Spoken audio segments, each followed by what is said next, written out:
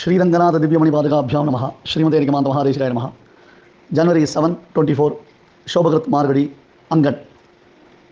நேற்று 6ஆம் தேதி மயிலாப்பூர் வேதாந்தரேசிகர் தேவஸ்தானத்தில் அத்தியாச்சரியமானது ஒரு பாதுகா சகஸ்ர மகோத்சவம் நடந்தது. பல நாள் தபஸ் பலித்த ஒரு பெரிய பாக்கியம் அடியவங்களுக்கு கிடச்சிது.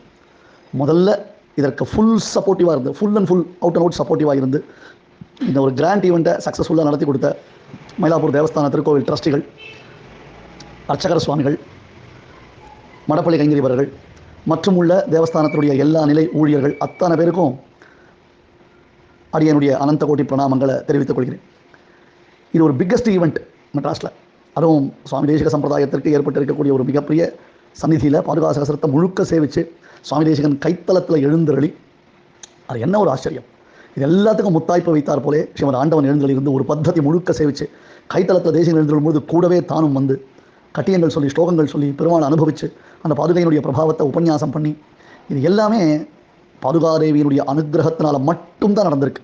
It is exclusively because of the divine blessings of பாதுகாதேவி. இதை தவிர வேறு எதுவுமே சொல்ல முடியாது.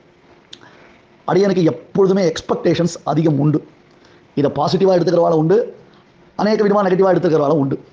அது தவிர அடியன் என்ன பண்ணுறேன்றதையே பார்த்துட்டே இருக்கிறதுக்கும் சில பேர் அவளுடைய காரியக்கிரமங்களை விட்டுட்டு இருப்பாள்.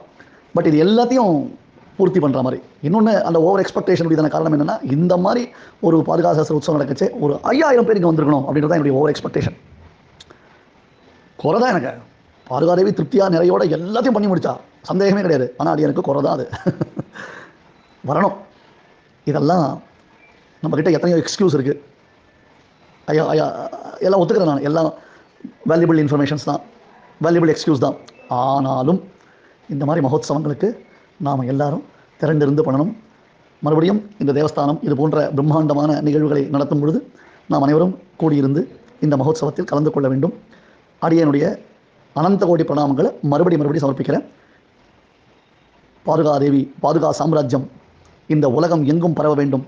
ராமராஜ்யத்தின் ஆதாரபூதமான பாதுகா சாம்ராஜ்யம் எங்கும் எப்பொழுதும் விளங்க வேண்டும். ஜெய் ஸ்ரீராம், ஜெய் ஸ்ரீராம்.